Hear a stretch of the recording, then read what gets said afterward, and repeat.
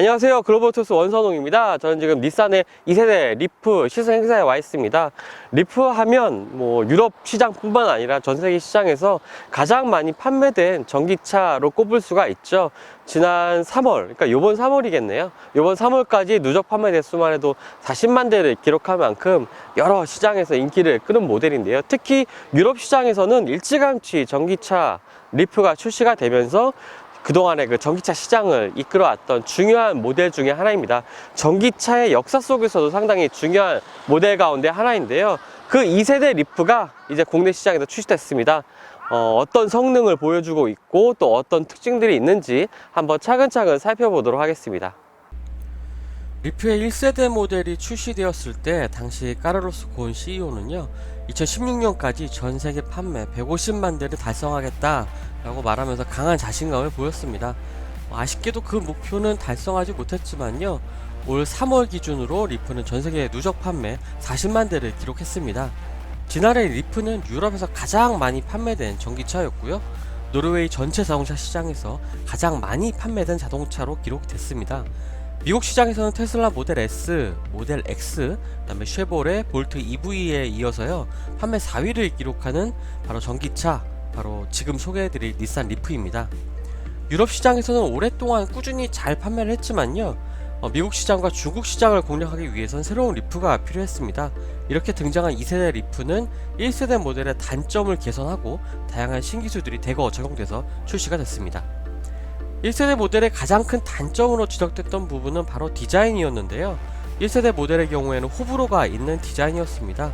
이러한 단점을 개선하기 위해서 V모션 그릴이라든지 LED 부메랑 헤드램프 같이 그 닛산의 시그니처 디자인 요소들이 대거 적용이 됐는데요 닛산 브랜드의 색깔은 유지를 하면서 넓은 전폭 그리고 낮은 전고 비율로 한층 더 역동적이고 세련된 스타일로 변경이 됐다라고 볼 수 있겠습니다. 한편 인테리어 디자인은 기존에는 두 개의 창이 위아래로 있던 2단식 계기판이었는데요 이런 것들이 좀 사라졌고요 독립된 형태의 그 센터페시아 디자인도 눈에 보이지 않았습니다. 개성보다는 좀 더 일반적인 형태의 디자인으로 변경이 되었고요 개성은 다소 옅어졌지만 사용하기 상당히 편리했습니다. 또 실내 곳곳에 사용된 소재들의 품질이 이전 모델보다 더 좋아진 것을 확인할 수가 있었습니다. 전체적인 전면 대시보드의 색상이 좀 더 밝은 색상이었으면 어땠을까 하는 아쉬움도 들었는데요 1세대 모델과 같이 아이보리 색상이나 좀 더 밝은 컬러의 그레이 컬러라면 더 경쾌하고 세련된 이미지를 보이지 않았을까 하는 생각도 들었습니다. 전체적인 디자인은 지나친 개성보다는요 모든 소비자들에게 받아들여 줄 수 있는 디자인을 선택했다고 보여지고요 개성은 다소 약해도 많은 사람들에게 호감을 얻을 수 있는 디자인, 그것이 신형 리프 디자인의 목표가 아니지 않았나 이런 생각이 들었습니다.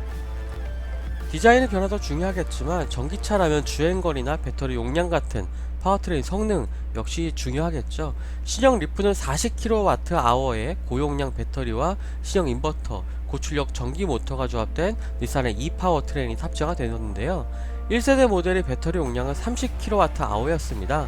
배터리 용량은 이전 모델보다 확대가 됐지만요 크기는 1세대 모델과 동일하다고 합니다. 1회 충전 주행거리는 환경부 공인 기준으로 231km, 최고 출력은 기존보다 38% 개선된 150마력을 보이고요 최대 토크는 26% 증가를 했다고 합니다. 정지 상태에서 시속 100km까지 도달하는 시간은 7.9초고요 완속 충전으로는 8시간, 급속 충전으로는 1시간 만에 완전히 충전된다고 합니다. 닛산 리프의 충전 방식은 차데모 방식입니다. 잠시 전기차의 충전 방식에 대해서 한번 설명을 해보려고 하는데요 현재 전기차의 충전 방식은 리프에 적용되어 있는 이 바로 차데모 방식, 그 다음에 국내 표준으로 지정된 DC 콤보 방식, 그리고 AC3상 이 세 가지가 있습니다. 이 중 차데모와 DC 콤보 방식이 현재 주를 이루고 있는 방식인데요 그 미국 자동차 공학회가 이 DC 콤보 방식을 표준으로 채택을 하고 또 유럽도 DC 콤보를 단일 표준으로 적용하는 방안을 추진하고 있는 만큼 대세는 아무래도 DC 콤보라고 할 수 있겠죠. 차데모 방식의 특징은요 완속과 급속 소켓이 이제 따로따로 구분되어 있다는 점입니다. 그래서 전파 간섭의 우려가 적다는 장점이 있는데요 이 전파 간섭이 적다는 것은요, 충전 효율이 좋고 데이터 전달이 잘못돼서 요금이 잘못 매겨질 가능성이 상당히 적다는 겁니다. 한마디로 DC 콤보보다 안정적이라고 할 수 있는데요. 단 그 완속 충전 시간이 긴 단점이 있습니다. 그럼에도 불구하고 DC 콤보 방식은요, 충전기 구조가 간단하고 미국 시장에서 주도적인 방식인 만큼 점차 국제 표준이 되어가고 있습니다. 그렇다고 일본 유저들이 주로 사용하고 있는 그 차데모 방식도 가만히 있을 수는 없겠죠. 일본과 중국 정부는 최근 차데모 방식과 중국의 충전 표준인 GBT 방식을 통일하기 위한 공동 개발에 착수를 했습니다. 세계 최대 전기차 시장 중국과 손잡은 차데모 방식이 전세계 전기차 시장에서 얼마만큼의 점유율을 차지할 수 있을지, 이러한 부분도 전기차 산업의 중요한 관전 포인트가 되고 있습니다. 다시 신형 리프로 돌아오겠습니다. 신형 리프의 신기술 가운데 하나는 이 페달이라는 기능인데요. 가속 페달을 조절하는 것만으로도 완전 정차까지 가능한 기능입니다. 배터리 충전 효율도 좋아질 뿐만 아니라 브레이크와 가속 페달을 따로 밟아야 하는 불편함도 크게 줄인 기능입니다. 실제로 시승을 통해서 체험한 이 페달 상당히 유용했습니다. 기존 가속 페달을 움직일 때보다 섬세한 컨트롤이 필요했던 만큼 적응 시간이 다소 필요하긴 한데요. 5분 정도만 사용해보면 금세 익숙해졌습니다. 급정거를 해야 될 상황만 아니라면 이제 가속 페달에서 천천히 발을 떼서 감속을 할 수가 있는데요. 브레이크를 살짝 밟는 정도의 감속이 이루어지고 완전히 발을 떼는 경우만 아니라면 차가 앞뒤로 크게 출렁이는 상황도 없었습니다. 익숙해질 시간이 필요하지만요, 부담도 확실히 줄어들고 무엇보다 상당히 재밌다는 장점이 있었습니다. 이 페달은 기어 노브에 위치한 이 버튼을 통해서 온오프 하는 기능도 있고요. 또 일반적인 감속 강도의 D 모드, 그리고 좀 더 강속 강도를 높인 B 모드를 선택할 수 있기 때문에요, 취향에 따라서 원하는 구동력을 스스로 설정하는 것도 가능합니다. 아쉽게도 닛산의 프로파일럿 기능은 아직 국내 출시 모델은 적용되지 않고 있습니다. 아무래도 프로파일럿 기능을 탑재하면 그 차량 가격이 높아져서가 아닐까라고 좀 생각이 되는데요. 닛산 프로파일럿은 레벨 2 수준의 주행 보조 시스템입니다. 앞으로 이 옵션 또한 선택할 수 있기를 좀 바라고 있고요. 닛산 2세대 리프의 가장 큰 장점은 바로 주행성입니다. 기본적으로 부드러운 서스펜션 특성을 보이고 있지만요, 요철을 통과할 때나 급한 코너에서는 차체를 아주 잘 잡아줬습니다. 주행시 노변음이나 풍절음 같이 좀 자극적인 소리가 없다는 점도 편안한 주행을 돕는 요인이라고 좀 생각이 되는데요.